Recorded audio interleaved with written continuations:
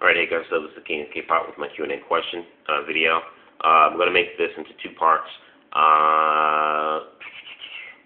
Didn't get a lot of questions considering that I opened this video up for like last week, which was Saturday. So at first I put it on Wednesday, but I'm like, school's back, people are going to be busy. So I pushed the Q&A video to this Saturday, 1 week later. And have it on the weekend where people are out of school and stuff.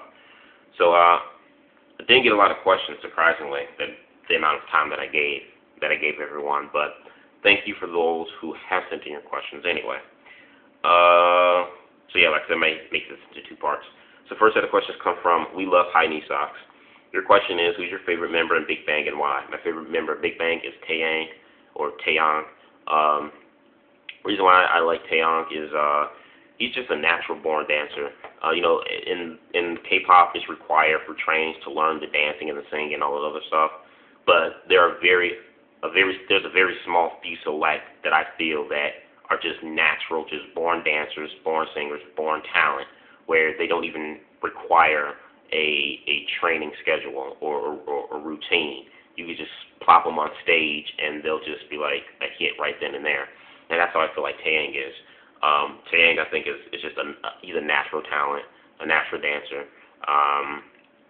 He has rhythm. He's one of the few Korean artists I feel like when they dance, they don't dance because it's a choreography, but he's dancing because he feels the music, he feels it in his body.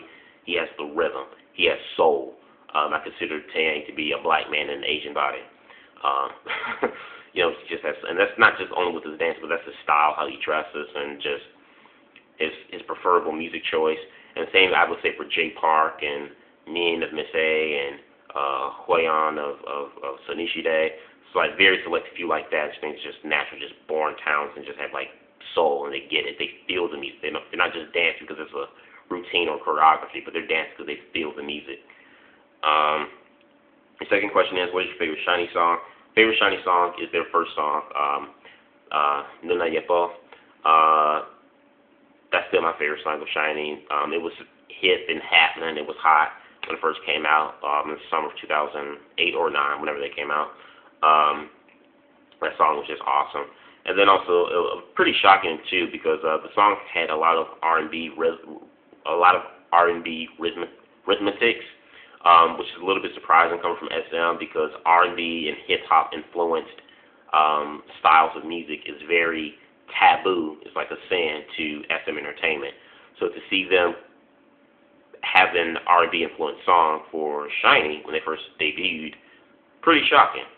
And even now they kind of drop a little bit here and there, like for XO and Sonishide's The Boys. So that's my favorite song from SHINee. And your last question is, what do I think of Super Junior's new Spy music video? Honestly, I'm not a big Suju fan. Ever since they came out in 2005, I've never liked a lot of songs from Suju. There's probably like 2 to 3 songs I like from Suju, and that's Sorry Sorry, Sexy Friend Single, and then I think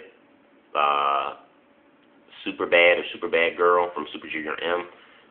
That's it. And then in terms of, but to answer this question in particular, because I don't really follow them that much because I'm really not a fan, I have not seen the Spy music video, so I can't give you my honest opinions and thoughts on the video because I haven't seen it. I've heard the song, but I have not seen the video. So yeah, and no problem in answering your question. Next one comes from stirfriedkpop. What do I think of Suju's Spy song? And do I agree with you that it was completely off the charts from competing with Sexy Friend Single, meaning Spy was bad? Spy was okay. I would agree that it does not compare to Sexy Friend Single, but Spy's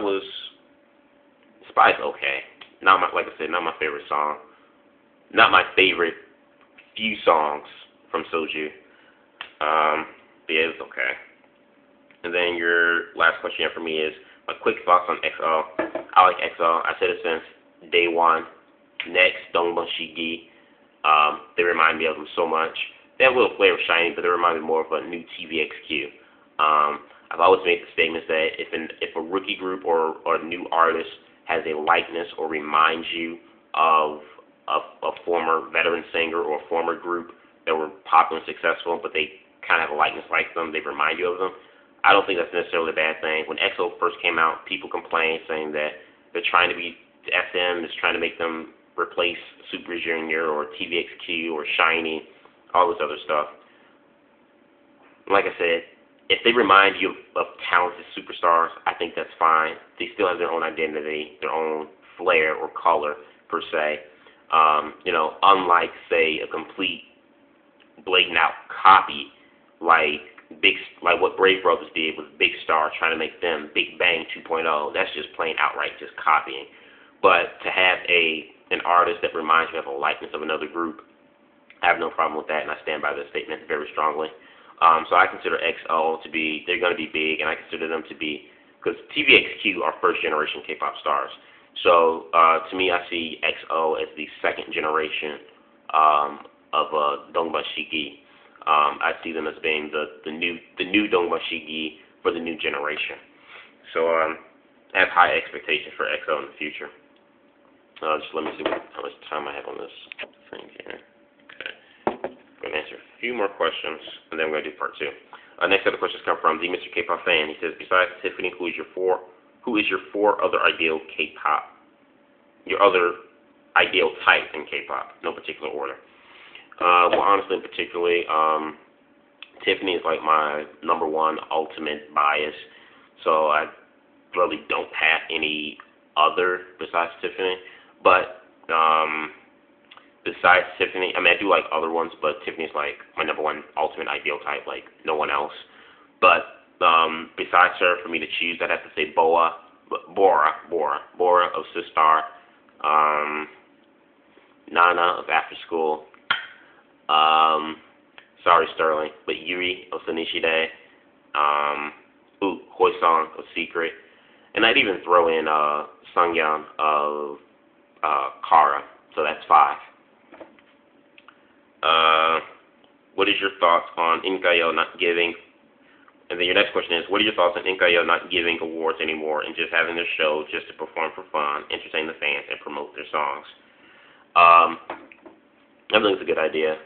I don't think it would hurt any to have another show that just, we have Music Core that does the same thing, so to have one other show to follow that same format, I don't think it's bad.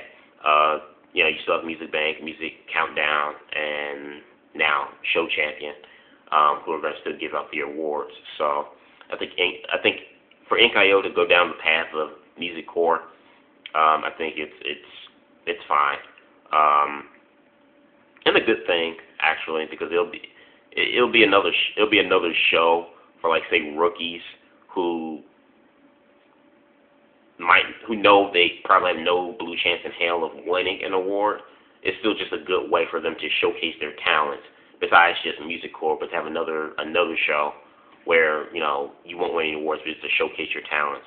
I think it'll be good for rookie singers in particular who try to break into that glass ceiling.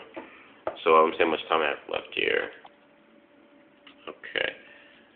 This is going to be it for part 1. I'm going to do part 2, and in part 2, I'm going to answer questions from XX Lovables and the Miss Michelle 103. So stay tuned for part 2 of my Q&A.